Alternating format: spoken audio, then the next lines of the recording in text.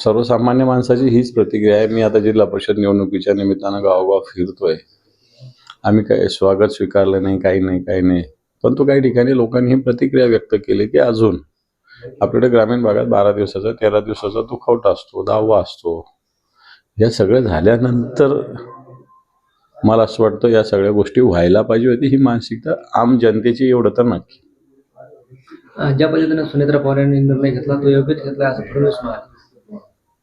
आता हे फडणवीसांचं मत आहे. निर्णय योग्य अयोग्य घेतला असं कोण म्हणतंय? फक्त त्याची वेळ चुकीची असं आमचं मत आहे.